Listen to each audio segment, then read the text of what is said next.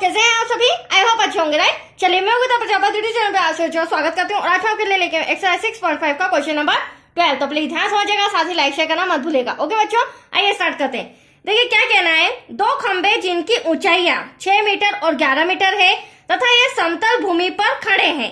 यदि इनके 5 बिंदुओं के बीच की दूरी 12 मीटर है तो इनके ऊपरी सिरों के बीच की दूरी ज्ञात कीजिए। तो चलिए अब इसे हम ड्रॉ में समझ लेते हैं।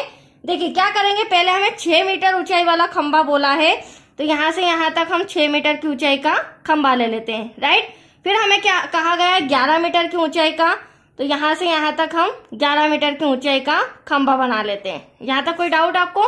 यहाँ लिख देंगे 8 मीटर, इसे नाम दे देंगे हम A और B। ठीक वैसे इसे नाम दे देते हैं हम P और Q, और ये हो जाएगा हमारा 11 मीटर लंबा। यहाँ तक कोई डाउट आपको?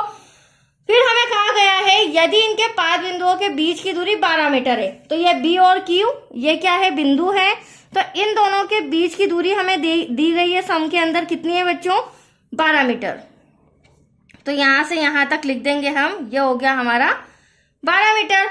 अब कहा गया है तो इनके ऊपरी सिरों के बीच की दूरी ज्ञात कीजिए। ऊपरी सिरा A और P हो जाएगा, तो आप देख सकते हैं इसे हमें फाइंड करके बताना है कि इन दोनों के बीच कितनी दूरी है।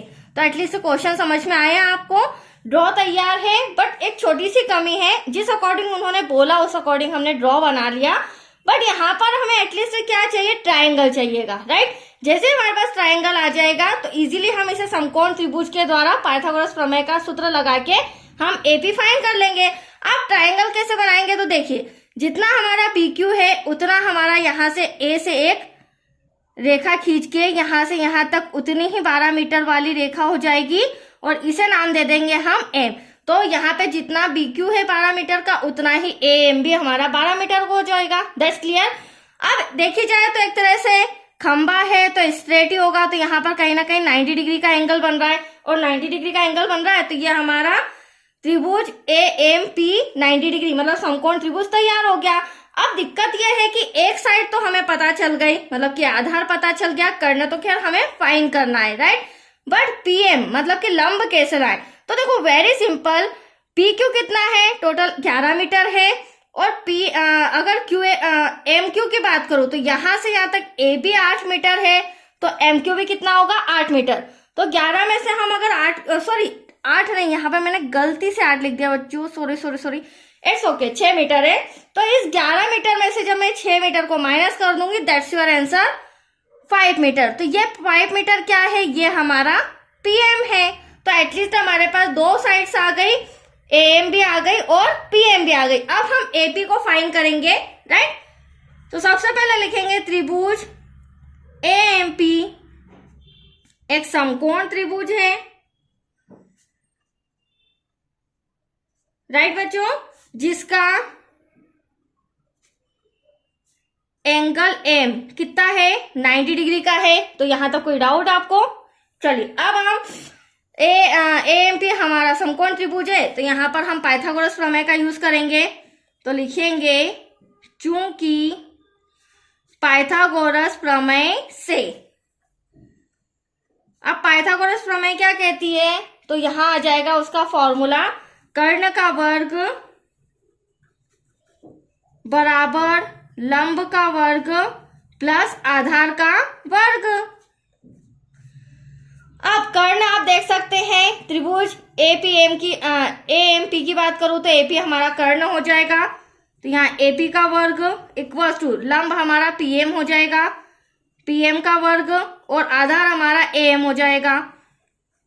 अब मेजरमेंट लिख देते हैं। AP तो हमें फाइंड करना है बच्चों, ये ऐसा का ऐसा, PM हमारा 5 हो जाएगा प्लस AM हमारा 12 हो जाएगा। तो यहां तक कोई डाउट आपको? चलिए आगे कंटिन्यू करते हैं। अब हम क्या करेंगे, AP का वर्ग तो वहीं रहेगा, 5 5 जा क्या हो जाएगा 25, 12 का 12 में मल्टीप्लाई करेंगे या 12 का स्क्वायर तो वो हो जाएगा 144। AP का स्क्वायर इन दोनों को प्लस करेंगे, दैट्स योर आंसर 169। अब चूंकि हमें तो AP चाहिए तो यहाँ से स्क्वायर को भी हमें हटाना पड़ेगा, और स्क्वायर हटेगा तो यहाँ पर वर्गमूल लग जाएगा, स्क्वायर रूट लग जाएगा। अब 169 का स्क्वायर रूट होता है 13 मल्टीप्लाई में 13। तो अब आप देख सकते हैं पेयर बन जाएगा, मतलब कि एक 13 बाहर आ जाएगा। तो एटलीस्ट हमारा जो एपी है दोनों खंभों के बीच की दूरी वो कितनी आई है बच्चों? 13 मीटर, जिसे हम लिख भी देते हैं लास्ट में दोनों खंभों की बीच की दूरी AP इक्वल्स टू 13 मीटर है। That's your answer. तो आया आपको समझ में? छोटा सा सम था, बस छोटी सी मिस्टेक हुई थी, हमने 6 के प्लेस पर 8 लिख दिया था, बट फिर भी हमारा आंसर आ चुका है। ठीक है बच्चों, तो आज के लिए इतना ही। नेक्स्ट वीडियो मिलेगा आपको क्वेश्चन 13 से रिलेटेड। ओके।